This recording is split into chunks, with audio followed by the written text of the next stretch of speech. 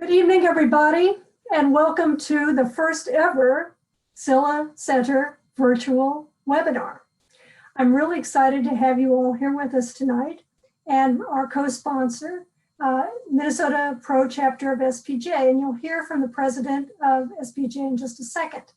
But before I introduce him, I wanted to quickly remind you of a couple of things. One, we are recording this webinar. Two, the chat feature is disabled, but you can provide us with questions at the end of our speaker's presentation using the Q&A function on your Zoom menu. And finally, please do mute your microphone and your video during the course of the webinar. So the Silha Center has been having ethics forums in the spring for many years. We're really thrilled we're able to do this one tonight with an audience that frankly surpasses our expectations. We're really delighted to have you here, and we're delighted to have the speaker that we'd originally recruited to do an in-person webinar or program for us. Let me quickly thank our sponsors, who are the Silha Center, funded through the generosity of the late Otto Silha and his wife Helen. This is just one of many Silha events, and if you visit our website, you can learn more about the things we have planned for the coming year. Now I'd quickly like to introduce Chris Snowbeck, reporter at the Minneapolis Star Tribune and also president of the Minnesota Pro Chapter of SPJ, to say a couple of words. Chris? Thanks so much, Jane. So yeah, my name is Chris Snowbeck. I work at the Star Tribune. I'm president of the Society of Professional Journalists chapter here in Minnesota. So we've been a partner on this for years, and I'm really happy that we can be here once again. It's harder than ever for journalists to gather, for anyone to gather. So I'm glad we're making the technology work. This is an important time to be a journalist. I'm one of 4 healthcare reporters at the Star Tribune. So I've been spending what feels like a decade covering COVID-19. And I know from the feedback that readers are giving us that, people are turning to journalists in huge numbers right now for vital baseline information about the public health emergency, and also to understand sort of the economic crisis that's shaking almost every sector. The stories are amazing, they're seemingly endless, and I think they show the important role that we can play right now. Tonight's topic is at the heart of what we do as journalists. Being self-critical, evaluating how we know how it is we know what we think we know is crucial, especially at a time when there are so many ways for information to be manipulated. And we have to know every time we write, every time we broadcast, every time we post, that our credibility is at stake. There's tremendous weight for each of us as individual journalists, but also our profession. So I really thank you for tuning in tonight. I think we'll take away important lessons, and the Minnesota Society of Professional Journalists, we're so happy to be here. So thanks so much, Jane. Thank you, Chris. And again, for those of you who have just joined us, a couple of quick reminders. We are recording this webinar, so just be aware of that. Please mute your mic and your video. And at the conclusion of our speaker's presentation, we will have an opportunity for you to ask her questions using the Q&A function on your Zoom menu. Please do not use the chat function. It's not going to work for you. What we're going to be basically doing now is hearing from Barbara Allen, and at the conclusion of her formal remarks, we'll open it up for Q&A, and we'll still plan to get you out of here as scheduled at 7:45 this evening. So without any further ado, let me introduce our speaker, Barbara Allen. I know that in her presentation, she's incorporated many of the salient facts about her background, but I will just make a few comments. She's currently the director of college programming at Poynter, which I'm sure many of you are familiar with, in St. Petersburg, one of the premier journalism education programs in the country. She spent most of her professional career working in local media, and higher education before she went to Poynter, where she's now the managing editor of Poynter.org. She wrote for and edited for 12 years at the Tulsa World in Oklahoma. She covered cops, courts, and features. She then became an editor and helped direct an award-winning section aimed at local teenagers. So she has a strong interest in youth and in collegiate journalism as well. She took that interest to her alma mater, Oklahoma State University in Stillwater, Oklahoma, and worked as the advisor to the paper there and was also an adjunct professor. She was there for nearly 10 years and helped the school reimagine its college media department from one that produced a single daily newspaper to 8 separate digital, print, and consulting properties. So quite an accomplishment, and one that I know Poynter appreciates very much. In any event, now I'm going to turn it over to Barbara to give her presentation on what the fact, how fact-checking is ballooning, its impact on journalism, and how not to be fooled yourself. Thanks, Barbara. Thanks, Jane. All right, you guys, I'm going to share my screen with you, and I'm really pleased that you guys have chosen to join me here tonight. I know that yet another Zoom presentation is sometimes a little bit difficult, but I'm going to try to make the most of your time tonight and make this a good, robust presentation. So as you said, I am the Director of College Programming at the Poynter Institute. And tonight I want to take you on a ride to tell you how I learned to care about mis and disinformation, empower you to spot and debunk it, and explain why it's so important that you do so. And I had to use the rocket slide because I found this cool PowerPoint presentation and I had to get that one in there. So what does the Director of College Programming do? Well, I don't know exactly because I've only been doing it for 8 weeks. The perfect timing to convince Poynter that we should have more effort in the college area right when every college in America shut down due to the coronavirus. As Jane said, I was a reporter and editor in local media for 12 years until I moved to my alma mater, Oklahoma State University, where I was the advisor to the student newspaper, and I also eventually became the director of student media. Here's a shot of me circa 1995 in my actual office as editor-in-chief doing all the requisite 90s things, including wearing Doc Martens, drinking full-strength soda, and smoking inside. So I spent many good years in Stillwater, some as a student and some as a working professional. And when my youngest graduated from high school, I realized I could finally get out of Oklahoma if I wanted to. And so I dusted off my resume and thought I would practice my interviewing skills. A friend sent me a link to a job at Poynter, which was managing editor. So the next thing you knew, my dusted off resume and interview skills paid off, and the director of the Poynter Institute offered me a job to move to St. Petersburg, which I did. And I just want to let you guys know that being the editor for Poynter.org is not a terribly complicated to-do list. So the first thing I had to do as managing editor was manage an experienced team. So I came in having never really managed a media industry website. But fortunately for me, my 3 reporters have been working there for 12, 7, and 8 years. So they knew exactly what they were doing. It was a well-oiled machine.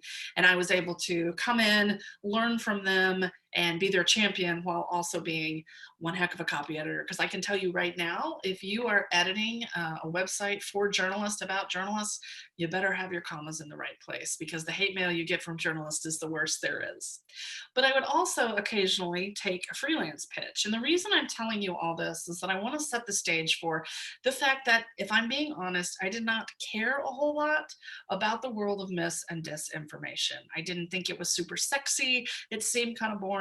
And frankly, I just wasn't into it, and I didn't care that much. It just didn't seem to impact me. Now, I have never discussed this story before tonight in public, so I hope that you are strapped in for this ride, because tonight I'm going to tell you the story of the Unreliable News Index, and it's exactly what it sounded like. We published a list of unreliable news websites. Let me tell you how that came to happen. As I said, occasionally we get a freelance pitch, and on background inside of Poynter, and we're going to talk about this a little bit later, is an organization called the International Fact-Checking Network. And someone pitched a freelance story to the International Fact-Checking Network, which was experiencing some growing pains, some wonderful growing pains. And that pitch came right between executive directors. And so it was directed at a wonderful, talented reporter who was only a couple of years out of college and lacked, frankly, my many, many years of editorial excellence and expertise. So he came to me with this pitch and said, I think this would be a really great idea. This person who pitched the story had a great resume. He had bylines in a lot of big publications, and he had done a fellowship at a really prestigious fellowship group. So I felt like he was a really worthwhile writer and publisher, and I stand by that today. He very much was. But what he put together was very attractive. He had taken 5 databases that were well known, that had been composed by journalists and academic organizations, that were just lists of websites that were known to occasionally contain, whether egregious or occasional, mis, dis, and malinformation, what we might call fake news. His proposal for this piece was that he would combine these 5 well-known published databases in one place and rank this information and just give people a sense of where they could and could not rely on their news. And to me, this sounded like a great resource for people, right? You see something on a website, wouldn't it be great if you could just run that URL through a database and it would say, yes, you can trust it. No, you cannot. Any editorial red flags going off out there for you guys? Well, unfortunately for me, they didn't happen fast enough. And I went ahead with the publication as we finalized the copy with the brand new executive director of the International Fact-Checking Network, who was telecommuting from Turkey, having been on the job 1 week. And we published the Unnews Index, the Unreliable News Index. And I would describe what happened next with this single image. The Unreliable News Index was not received the way that we had hoped it would be. Within about 20 minutes, I got my first complaint. And this index was 500 URLs long. And immediately people started complaining about being included on it. And for the first time, I truly began to understand how nuanced and focused the world of mis and disinformation was, especially when it pertained to being included in a list like this, with the cachet that Poynter carries as sort of an expert and an arbiter of what is to be believed and what is not. I spent about the next 8 to 10 hours doing what good editors are supposed to do, which is respond to reader complaints and address their concerns. And as I did that, the methodology to this particular set of data just began to fall apart. I think it was a really good faith effort on everyone who was involved, but at the end of the day, it's that same old story where you just don't know how powerful something's going to be until you publish it. By 10 hours into this drama, I had to call the president of the Poynter Institute, for where I had worked a whopping 10 months, and ask him, hey, have we ever taken down a story off the website before? No? Well, I think we're about to. So he and I had a long conversation, and we ended up pulling down that story. And the headlines started piling on, and it was rough.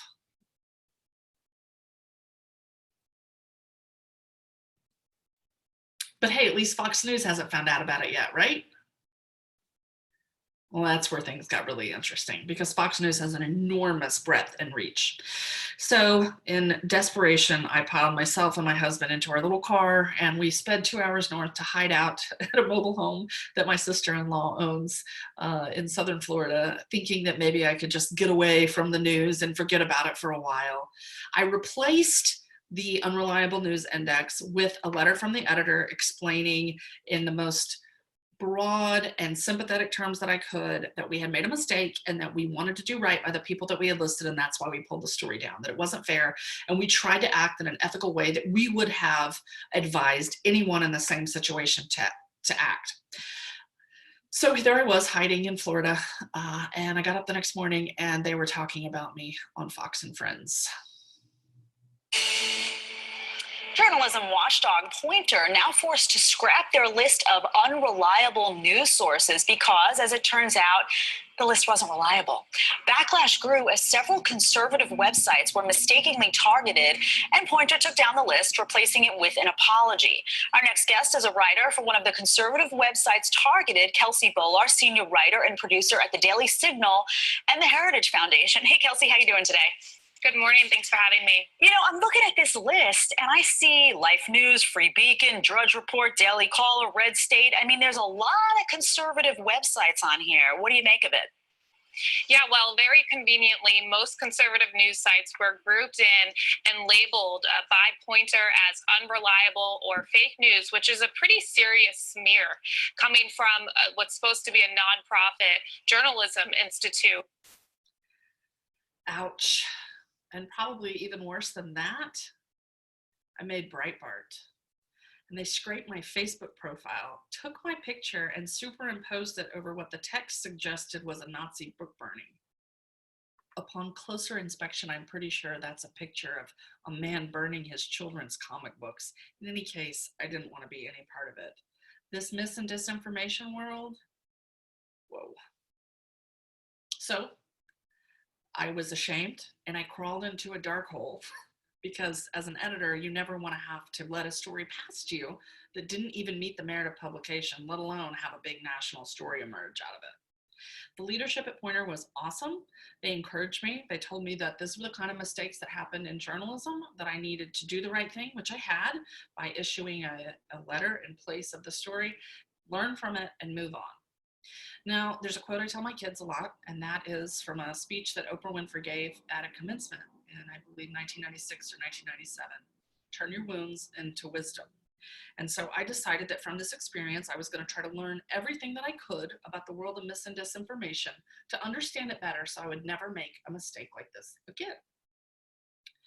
So, a brief history of fact-checking. Some of you guys might remember Snopes. Snopes is sort of the OG of internet fact-checking. They were established in 1994. A couple built it in there and ran it out of their living room in Tacoma, Washington. And we had this phrase that we would say, did you Snopes it? And that simply meant when you saw a piece of what we now call mis or disinformation, which at the time, people would just email you a story. That's how memes originally made their way around the internet. People would email you and say, oh, did you see that people are leaving dirty hypodermic needles on movie theater seats or in the handles of gas pumps so that people would sit down or grab it and stick themselves with the dirty needle? Well, you would say, well, did you Snopes that? And then you could find out if the information had been fact-checked or not. In 2007, at the St. Pete Times, which is now the Tampa Bay Times, they launched PolitiFact to fact-check politicians in advance of the 2008 Olympics. The 2008 Olympics, that would have been a lot more fun. The 2008 election. In 2009, it won the Pulitzer Prize, and it now consists of 13 full-time national editors, affiliates in 11 states, and they're owned by Poynter. And if we were in my office at Poynter, you would see them sitting next to me because we all office together. Most recently came the International Fact-Checking Network, which was born at Poynter in 2015.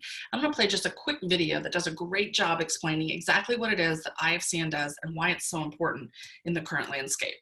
A growing number of fact-checking projects around the world are analyzing claims of public figures to determine whether they are true or false. Some of them also check whether that viral story you saw on social media is real.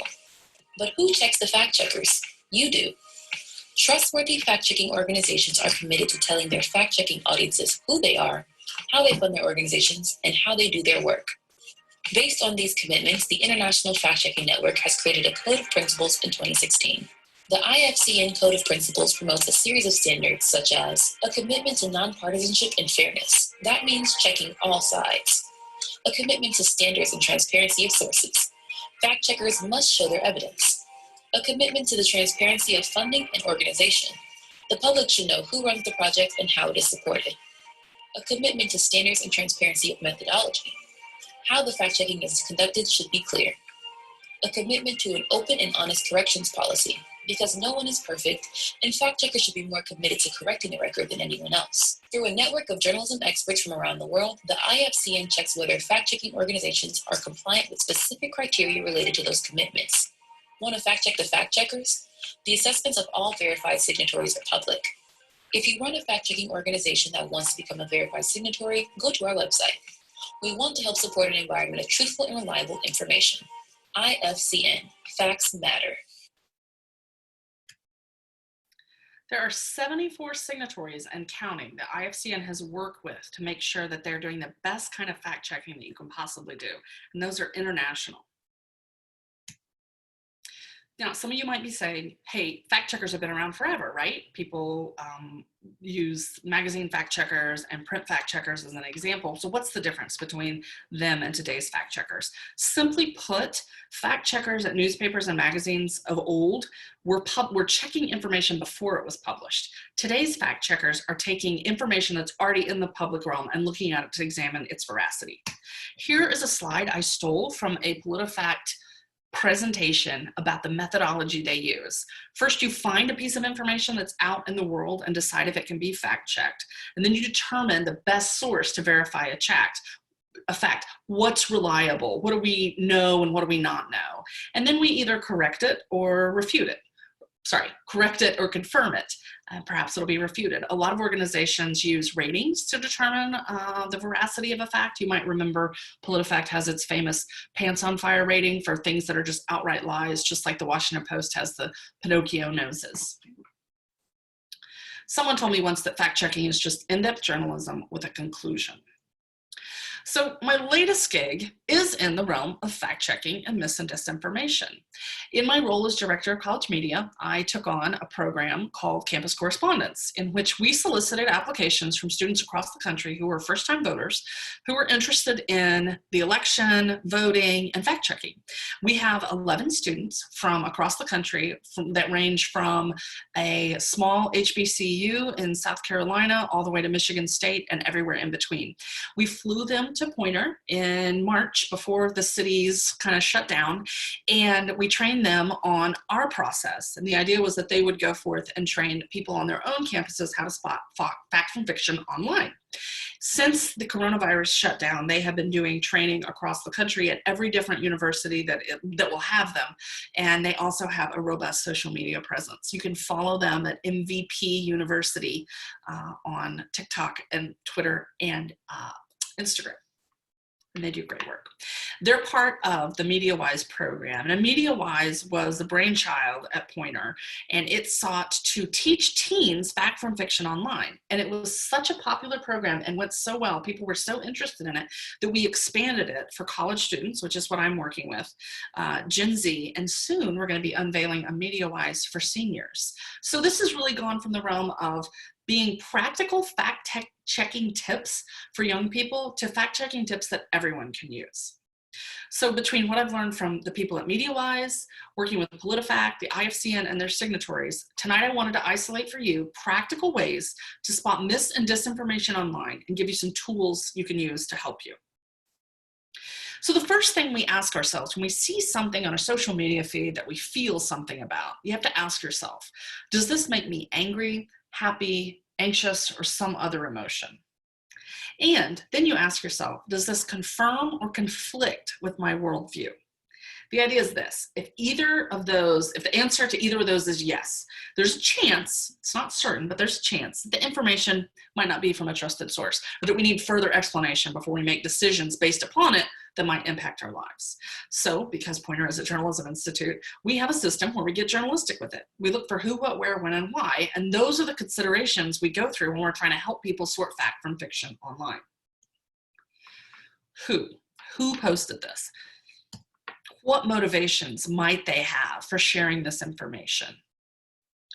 What does Google say about them? A simple Google search can yield a lot of information about the person who wrote the article or the piece or the post.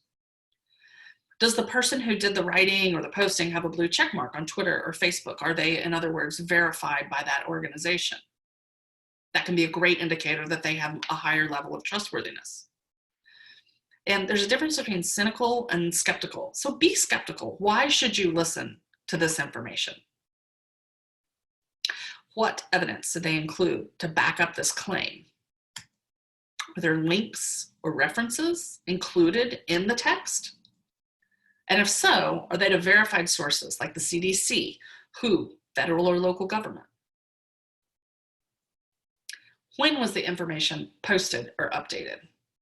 Look for dates and times, and consider the information shelf life. Something that was incredibly pertinent a week ago or a year ago, take the coronavirus for example, is going to be completely outdated now. So that becomes really important in your consideration of the information. Where it's posted can be really important as well.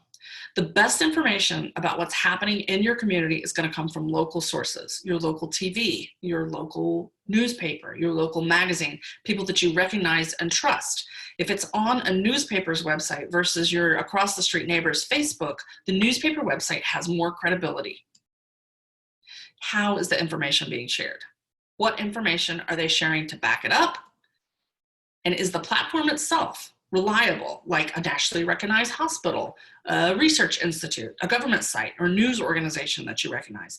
Or is it on a GoDaddy site? Or is it a quick passing text of colored block on Facebook? There's two really powerful tools that I'm going to talk to you tonight that are favored by fact checkers. And the first is a reverse image search. And here's a quick video that shows you how to do a reverse image search. So they say a picture is worth 1,000 words, but when you're searching for an image online, how do you know that every one of those words is true? We're going to show you a simple trick. You can do it with Google, and it's called a reverse image search. Okay, so there are a couple of different ways you can do this. The first one is to go to images.google.com. And you can go over there. This looks like a normal Google search page, but we have the Google Images icon, and you'll see the little camera search by image icon right here. That's key. Now, one of the first ways, so one of your first of the few options we'll show you today to do this is a drag and drop. So let's say you have an image saved on your desktop. Here it is. I'm just going to drag it right over here into the search bar. We'll upload the file, and I get a whole list of hits where that image is in the page. And so I can then go and investigate all of these different sources where that image shows up. One of the second options you can do is to click the little search by image icon, and you can paste a URL in there. And let's say I've found a URL where this image I want to search is, and I can paste it in there and search. Once again, I will get a big list of hits of different sites where this image shows up. Let's talk about a third way that is even a little bit easier to do, and this is probably the simplest way, and one that I highly recommend, only if you're using Chrome though. Let's say you're on a web page and you find an image and you want to know more about that image.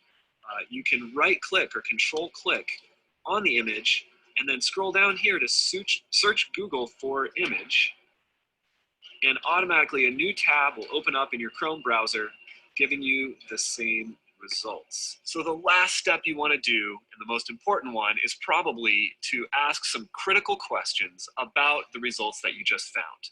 You want to ask questions like, on what kinds of websites does this image show up? Are there any clues about where the image originated? Has the image been altered in any way, any place that you've seen it? And that's just the tip of the iceberg. For more information about asking critical questions with a reverse image search, or just about fact checking in general, head on over to commonsense.org/education. An IFCN signatory, I might add. Another amazing tool that's favored by fact checkers was born of the Stanford History Education Group, and it's called lateral reading. I'm going to let John Green explain it to you. John Green is a MediaWise ambassador. He's the author of books like Fault in Our Stars, and he's a huge proponent of the program that we're doing, and he runs actually a vlog series addressing some of these issues. So again, as a short video with John Green explaining.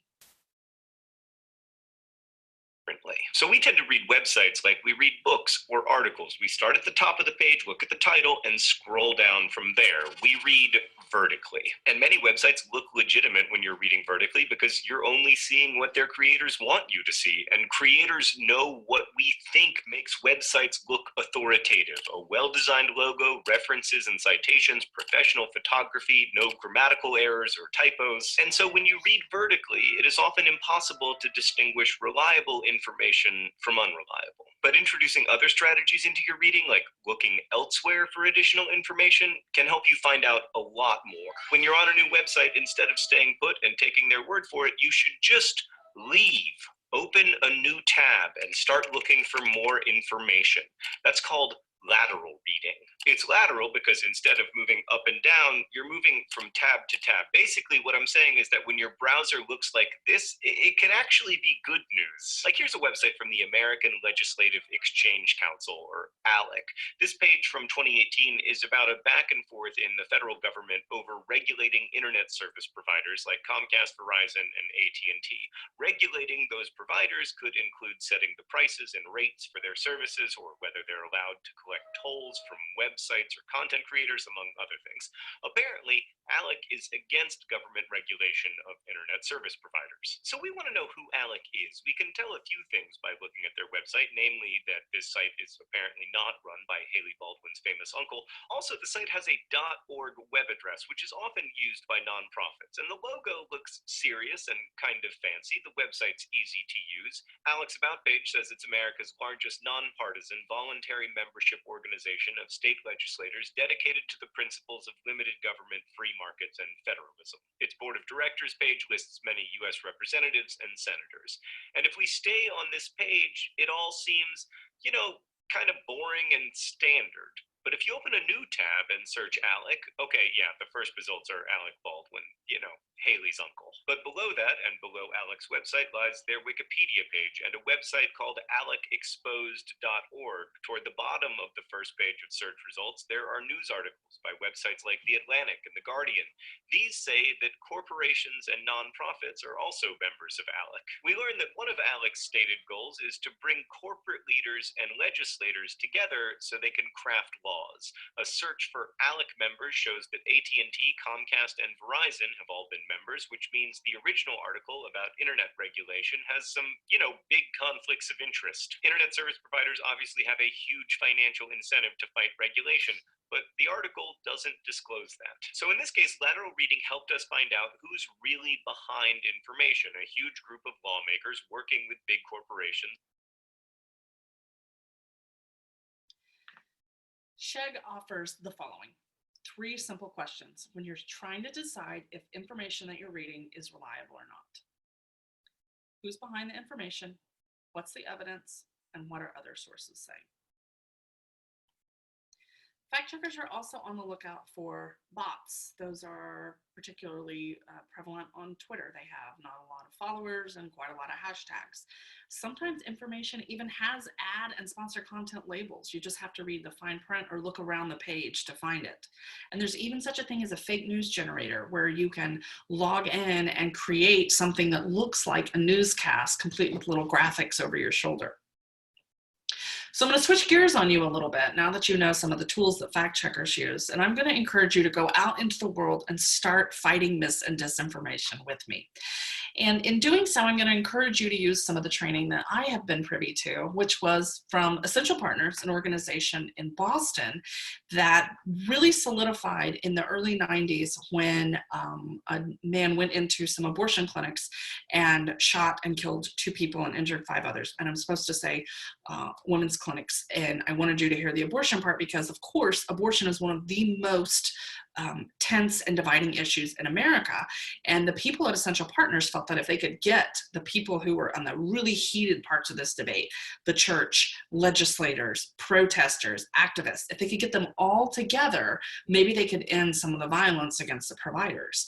And they came up with a really advanced curriculum on how to have difficult conversations. I was lucky enough to get to take that training, and so I want to take pieces of that out and share it with you guys tonight so that when you come up against mis and disinformation, you will be well equipped to handle it and have hard conversations with the people who are posting it or espousing it, if you decide you want to do that. So the first thing I want to talk to you about is the neurobiology of threat, so that you will understand what it feels like when somebody is coming after you the way you're about to go after people. So when there's a lot at stake and we feel under attack, the brain and central nervous system releases hormones that are supposed to really get us to that fight or flight place, right? And it has an effect. It's when you have your heart's racing and you have a cold sweat, or you can feel it kind of flowing through your body. When that happens, that is the rush of hormones to your brain, and our capacity to think and reflect shuts down. We prepare. We're going to fight, flight, or freeze. We attack, withdraw, or freeze during times when we clearly would be better served by remaining calm and thoughtful. And I know you guys have all been there. And why is that? Well, we can thank our lizard brain for that. We have a triune brain. We have 3 different parts of our brain that work together. So the lizard brain is your brain stem, and it's sometimes referred to as the reptilian brain. That's the guy who's responsible for shooting all those hormones into your brain, the adrenaline and the cortisol, to get you to freeze, freak out, or run. The mammalian brain is the part that makes you a happy person. It gives our feelings and evaluates whether a situation feels safe. And of course, your prefrontal cortex, that's your evolved brain. That's where, when you're firing on all cylinders, that's where you have things like empathy, insight, and moral judgments. So your prefrontal cortex, when it's active and in charge, that's when your brain is most effective. Think early morning, nobody else is around, you've had a cup of coffee, and you're just firing on all cylinders. That's when you're reflective and organized and creative. But when you become flooded and feel that threat, when you most need to be able to think, your reptilian brain takes over. It hijacks your thoughts, feelings, and behaviors. In that state, we can't access our thinking brain. We're unable to listen and learn. Our higher brain shuts down and we're not receptive to new information. And I tell you all that to put you in the mindset of someone who has shared mis or disinformation. A lot of times people share things online because it confirms their worldview. It makes them feel part of a community. It helps their cause. It's not because they're maliciously spreading mis and disinformation. Sometimes they really believe what they're saying. So let's say you want to have a confrontation with someone who is presenting mis or disinformation online. And I do think you should. And we'll talk about that a little bit later. First of all, ask yourself, do you value this person enough to connect with them? And then you have to be willing to say, what do you want to learn from them? I'm not saying that you have to accept something that you know not to be true or that you know you're not going to be able to agree with, but are you willing to learn from them and to open your heart and your mind enough to at least see where they're coming from? Are you ready to resist the strong pull toward getting angry or frustrated? And what can you personally do to prepare yourself to listen without interrupting and speaking with care? And that's a big ask. So if it's the Thanksgiving conversation, right? We all dread Thanksgiving because we're going to have conversations with relatives we disagree with. Here are some tips. And this can apply online as well. Here's some tips to getting through that conversation. We ask questions of understanding over questions of persuasion. And this is so key because see the difference between this? Don't you think it's time for Donald Trump to stop having press briefings every day? To tell me what you get from Donald Trump's daily press briefings. Those are 2 totally different questions with 2 totally different outcomes in mind. You have to avoid being defensive of your own position because when you do that, when you ask understanding questions and avoid defensiveness, it sends a signal to the other person that you're really listening and you're really ready to embrace at least part of what they're telling you.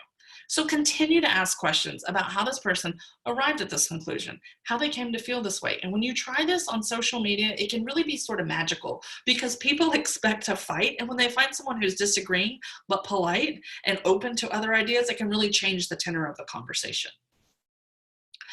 Some of the most important discussions are happening in real life, though. My sister called me the other night and she wanted me to read something online that a friend had posted to Facebook. And my sister found it suspicious and she wasn't sure if she should believe it or not. And I have to admit, I may have been a little bit miffed. My sister has an MBA. She runs her own business. She's even married to a former journalist. So I was like, how could she not immediately spot the red flags that I saw that led me to question the veracity of this piece? And then the stake through my heart. She said, I just don't know that I can trust anything I read. We then got into a conversation about how hard it is for her to know what's real online, what's not, who to trust and who not to. And I almost got mad at her because doesn't she know how hard journalists across the country are working? Doesn't she know that the media isn't some giant, nameless, greedy corporation and that it's mostly hardworking people like you and me who truly strive for objectivity and to help our communities? Let me be very clear. No, she does not. And here's my theory why. Bear with me. I'm coming back to the fact checking. Taking into account the recession that began in 2009 and this latest massive wave of coronavirus layoffs, there are half as many journalists working in America as there were 10 years ago. Half. That's like firing half of the auto workers in America and expecting the same number of cars with the same safety record and better fuel efficiency. It just ain't gonna happen, right? Bad actors have realized the opportunity they have to sow discord among Americans and convince them through repetition, among other things, that the media is somehow responsible for many of the world's ills. Well, it's a kill the messenger mentality that we're used to, but it feels like it's getting worse as fewer journalists are around to provide Americans with the factual information they need to make decisions about their lives. Public spaces that are open to free speech are being flooded with questionable information, political polarization, and outright lies. We journalists believe that the worst thing that could happen in this country is the death of free-flowing, reliable information. But here's the thing, people like my sister feel like they are already living there. Let that sink in for a minute. Of course they aren't. Some of the best journalism in history is happening right now. There is access to enormous amounts of valuable information. But if the only exposure to information that you have is a Facebook feed and the cable news channel in the background when you're getting the kids ready for bed at night, or when you drop into your chair exhausted from a day at work, people just aren't going to devote long hours to seeking reliable information. They're going to look at what's in front of them unless someone acts to change their behavior. Now, my sister is a working mom with 3 kids. She's one of the smartest people I know. And I suspect that describes a lot of the people that you may run into online that you have disagreements with.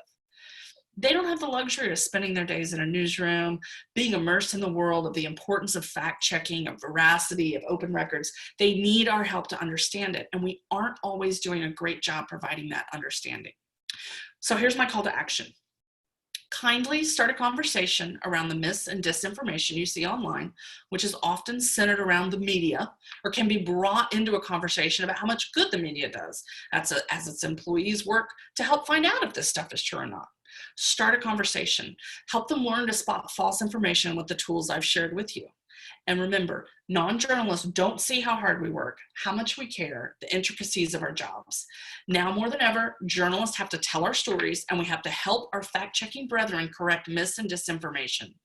Doing so is going to help our communities make better decisions and have better information. Isn't that fundamentally why we got into journalism in the first place? In short, bad actors are trying to pry open the chamber of chaos with mis and disinformation, and together we can slam it shut. Now you're a fact-checking superhero. I hope you'll join me to help others find the truth, take that bold step to question mis and disinformation, have those hard conversations, share the tools that I shared with you tonight, and thank you guys for your time.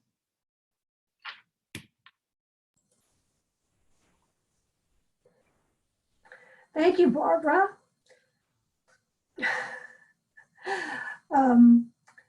We already have some questions, but I want to invite our audience members to give us some more. So please use the Q&A button on your menu, and we'll start navigating our way through this. But I did want to just say quickly, Barbara, that I had a very similar experience with my sister-in-law about something she had received, and she absolutely didn't even know how to begin to figure out whether it was reliable or not. So thank you for giving us both a respectful way to handle this and a practical way to handle it.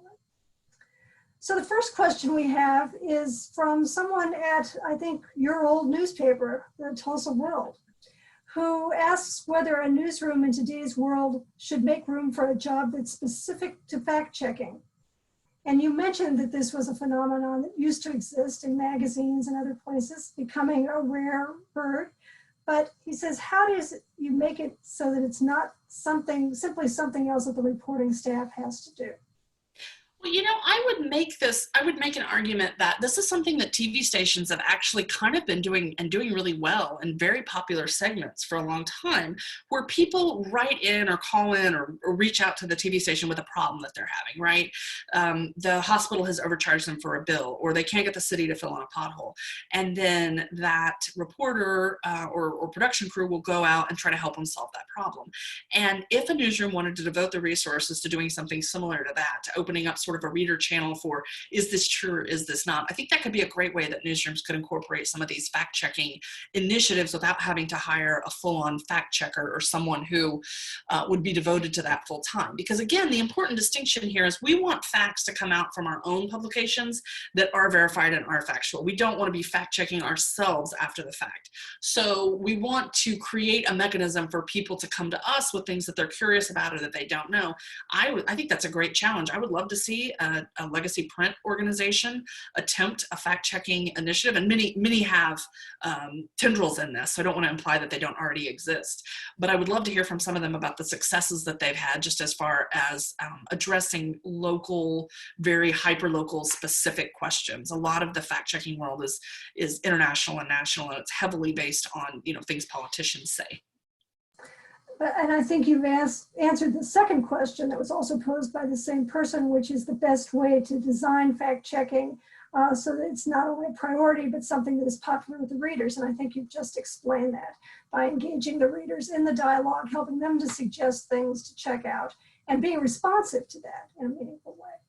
Yeah, I think newspapers and legacy media organizations should be looking for new ways to engage with audiences, and this is certainly one of them, to find out what's interesting to them, what's troubling them, and to try to meet them in the middle with that information. I see a question over here about whether it's possible to fashion a career specialist. Yes. Yeah. The answer is absolutely. One of the things, I shouldn't answer this, it's kind of premature, yeah, but one of the things that I really hope to bring in this new role as Director of College Programming is to come up with some really concrete ways to work with colleges and universities to establish fact-checking centers and curriculum within both the journalism and poli-sci departments, and also within campus media. And there are actually a few places now. The University of Missouri has a fact-checking class in partnership with PolitiFact. I believe it's the University of Wisconsin that has the Observatory, which is a fact-checking organization. There's one at the University of Colorado. So like with any other communications major, people who get involved in this sort of thing in college have a little bit of a leg up. But certainly there are increasingly, and if you look at that slide that says there's 75 signatories internationally, each one of those has up to, could be up to a dozen employees.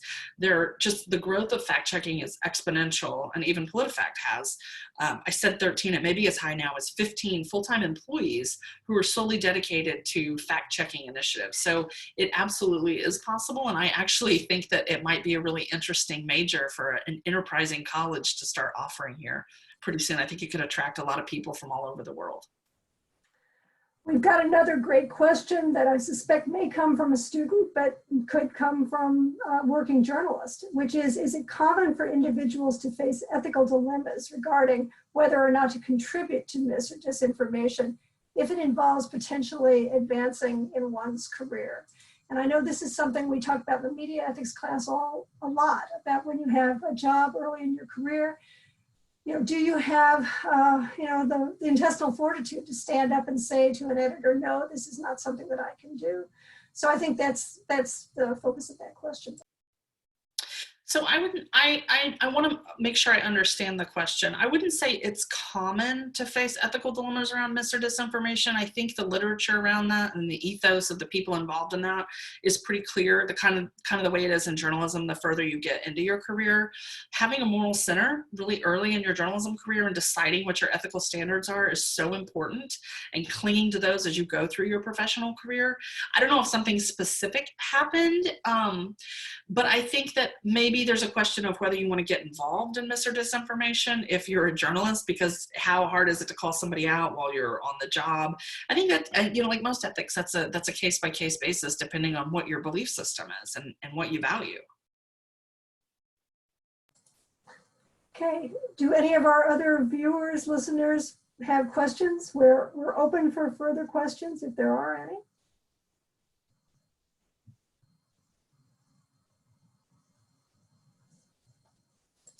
We got one. Question about the program for seniors that you mentioned, fact checking for seniors. What's that going to look like? I don't know how much I can say about it. I will say that right now, my understanding is that we have a major national partner who is planning to work with us to announce this. And if you thought really hard about what a senior program would look like, who the most major sponsor could possibly be, you would be correct. And I think that will be made official sometime next week. Or next week is next month. I'm not positive when that's coming out.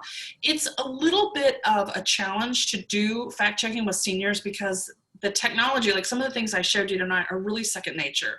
But when you are trying to teach someone who is not a digital native and who is not super comfortable with technology how to do something that's intuitive to us, like right-click an image to do an image search in Chrome, that can just be Greek. So the challenge with that program has been really scaling down language and making sure that it's accessible to everybody, and including people who are not super familiar with technology.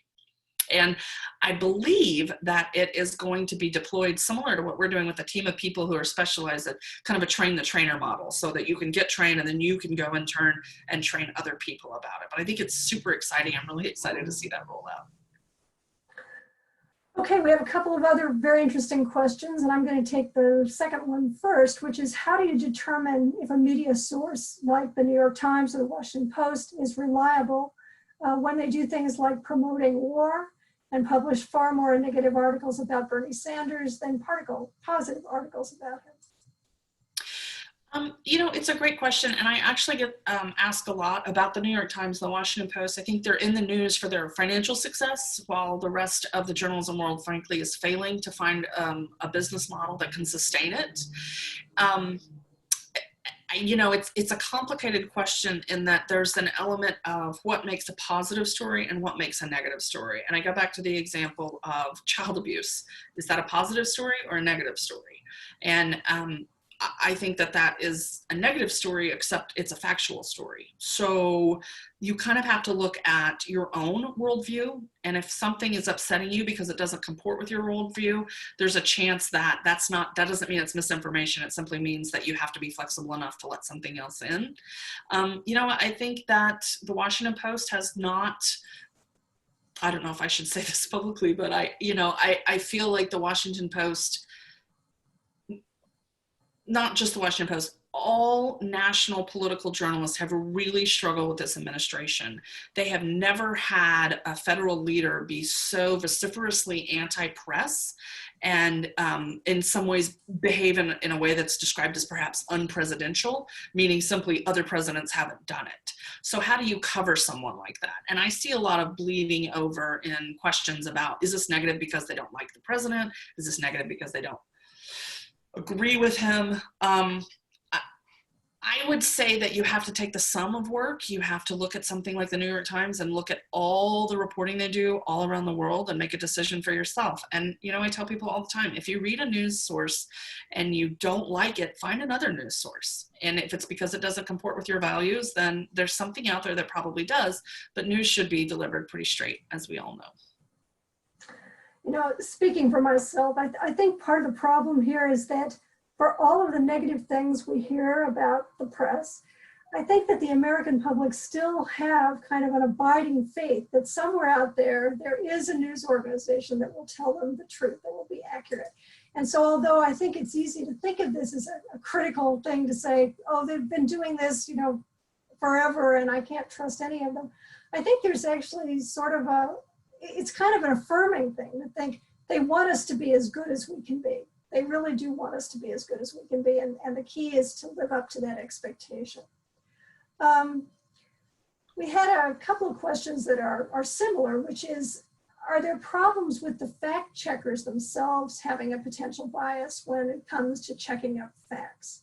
In other words, how do you ensure that you're being an objective or an independent fact checker? So it's really interesting, and I didn't get too deeply into this, but if you go back into that video I showed you that has the International Fact Checking Network signatory process, it's very scientific. So it's trying to snap a scientific framework onto the fact checking that you're doing. You have to be very aware of your own biases, and it's just a rigorous scientific process. And if you go read some fact checks, it's really interesting. They're much more transparent about how they got there. And I was talking to somebody about the difference between fact checkers and journalists, and they said one thing that fact checkers get bogged down in is the transparency, which is a good problem. They're spelling out very specifically, here's when this statement happened, here's the efforts we took to check it, here's the sources we used to check it, here's what we found. And I think that when you watch those processes unfold, you minimize your risk for bias the further you get down that scientific process. I think most fact checkers make it a point to be in check with their bias and to understand that objectivity is a wonderful philosophical sort of myth that none of us are truly objective. And once you own that and you apply that to your learning, to your fact checking, it's really helpful. A related question to what you were just saying, which is the kind of double-edged sword of so-called journalistic objectivity. And the question says, how do you think the journalistic foundation of fairness, that is balancing different sides of an issue, actually contribute to mis and disinformation? And the questioner gives this, as I think of topics based in fact that have become highly political, such as climate change.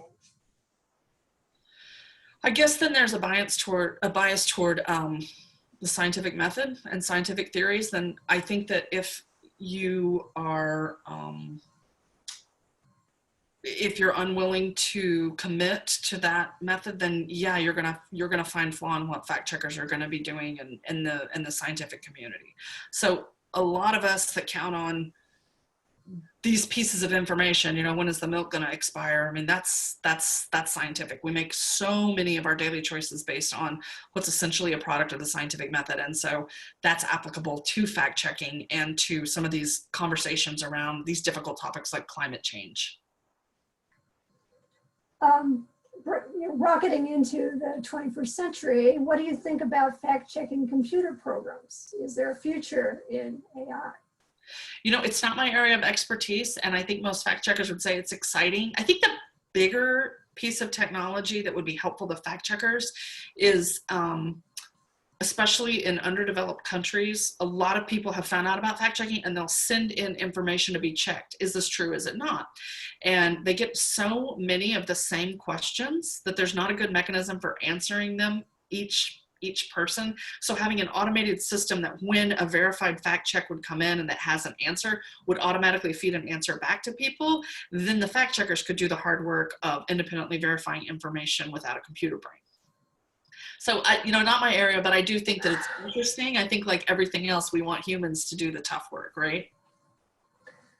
At least so we can stay employed, right, if nothing else.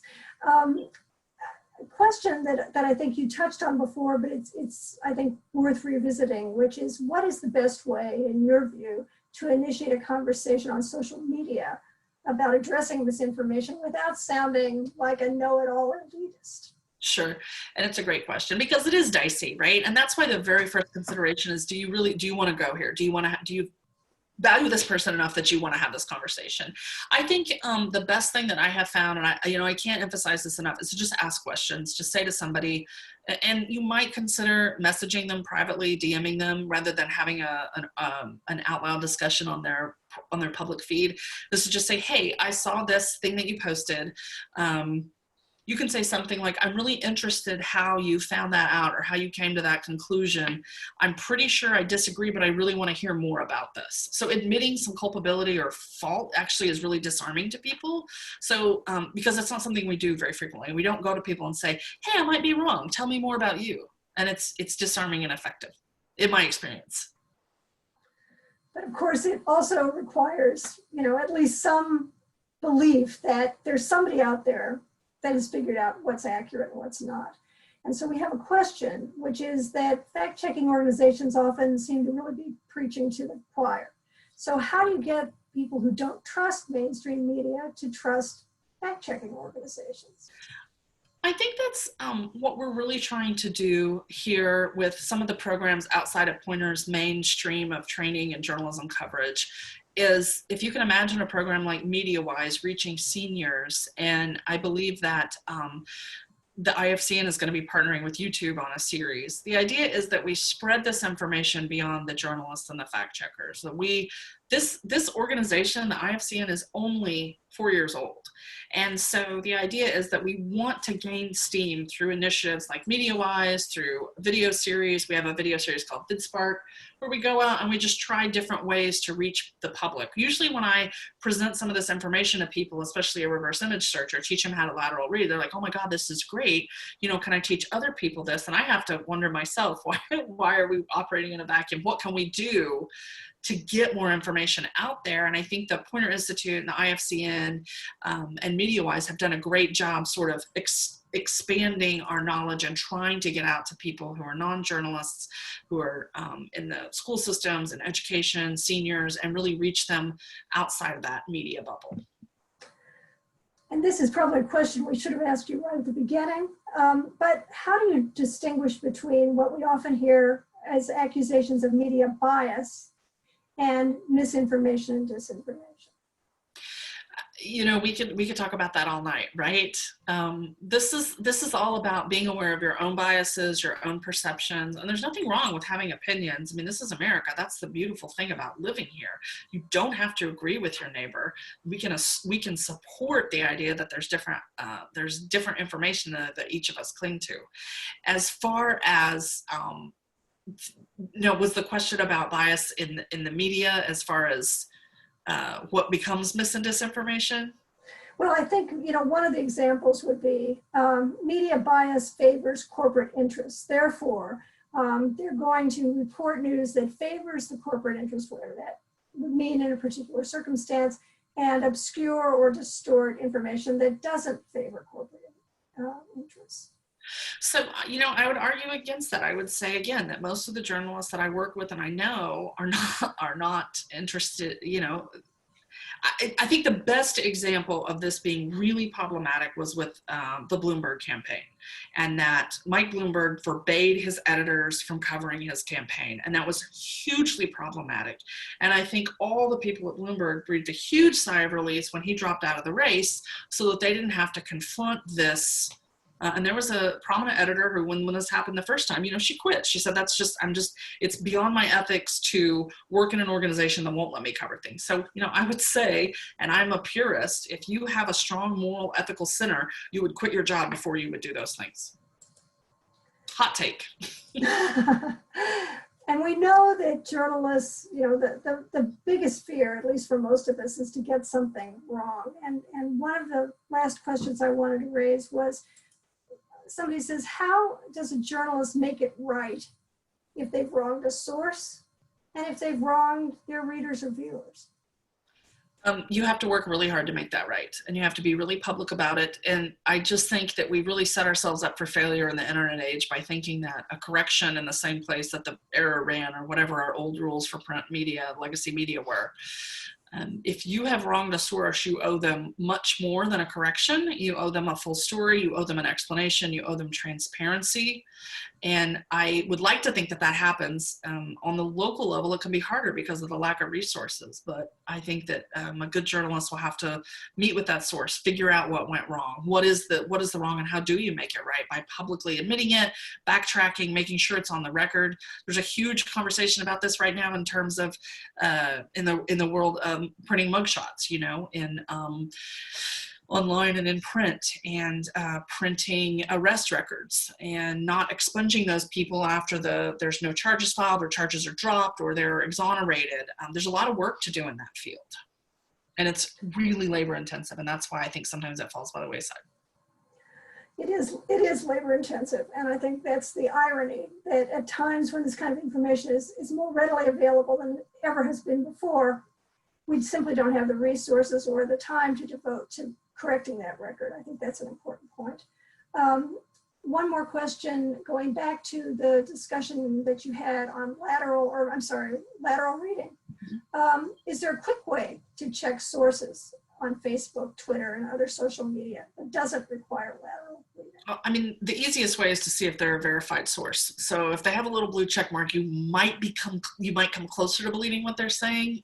They might be someone who's considered an expert in their field, but I don't know if this is a trick question, if you know something that I don't, because I would love to hear more about it. But, I look through Twitter and look at their follower numbers, their tweets, if they have an enormous number of hashtags, and there are tools to run them through. I think there's a site called Hoaxy that you can run a tweet through to see if it is a bot or not. There is bot software. I felt like that was getting a little bit in the weeds, so I didn't bring that up. But by all means, DM me on Twitter and I will run you through those things.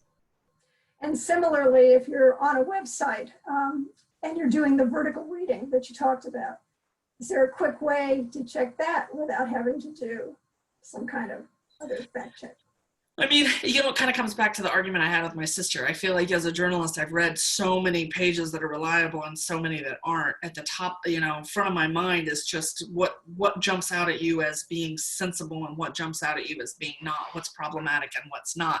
But again, that takes a lot of time of having exposed yourself to lots of different websites through the years. So I'm not sure. And this, again, may be a trick question. I would love to know some ideas for this, but looking for corporate ownership can be helpful. You know, is this copyright of somebody? I think there's a nice way where you can right click and look at the elements of the code and get some hints out of that. And I will look up that before my next presentation. So I'll be sure to be able to answer that question. One more question, and then I think we're going to have to wrap up for the evening. There's evidence that the audience will tend to understand and believe a media organization if they hear the journalists explain how they make their decisions. Should editors be having more live chats and using other tools to explain their decision-making and processes? And if so, why aren't they doing it? Chris, I do not know you and I did not pay you to write that question, but it is worth $1 million. Yes, yes, 1,000 times yes. We are an ivory tower, right? People don't know who we are. They don't know unless you're a sports columnist, people don't know your name. They don't know your face. We have done a terrible job with our transparency because as soon as you meet a reporter and know what they do in real life, all of a sudden it's a connection. It's a human touch. It's why TV news has always had a higher recognition with citizens, with their cities, more love and tie-in for, you know, I come from Oklahoma, which is an enormous meteorology market, right? It's one of the top meteorology markets in the country, and it's partly because these weathermen, well, it's mostly because of tornadoes, but it's also because of weathermen. They're spending all this time on TV talking about things, showing radar.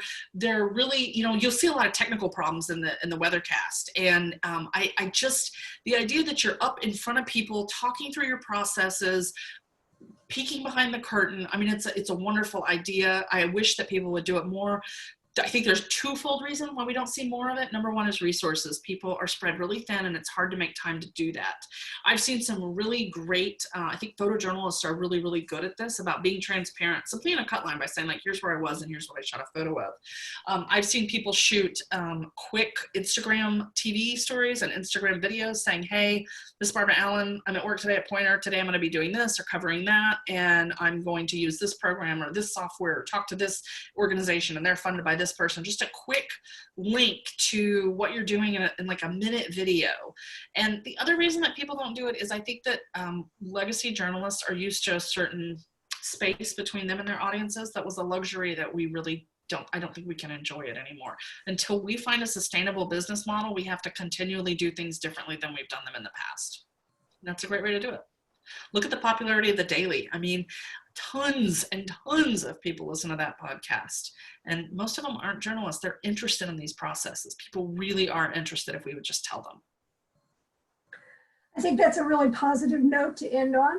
A reminder to journalists to do more, to connect with the public and tell more about their decision-making processes and correct their mistakes and call out those who make mistakes as well. Before we wrap up, I wanted to ask those of you who are still attending this webinar, Barbara has a poll question that she would like you to answer, so that'll be coming up in just a moment, I hope. Yes, there you go.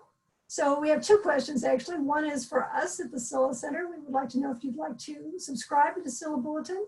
And the second is a question from Barbara about what you got out of today's presentation. And if you would please check the appropriate boxes, we would really appreciate your input. And so with that, I'd like to thank our speaker, Barbara Allen, for giving us a really interesting, stimulating, and fun discussion of some fascinating topics for us all to think about in the future. Thanks again to SPJ for co-sponsoring this event and to the Silha Center, which I had, but for its support for this evening's program. As we said, this will be available probably by tomorrow, and we'll let you know how you can access it if you would like to see it again or if you missed the beginning of it. And so with that, thank you, Barbara. Thank you, everybody, for joining us tonight, and good night.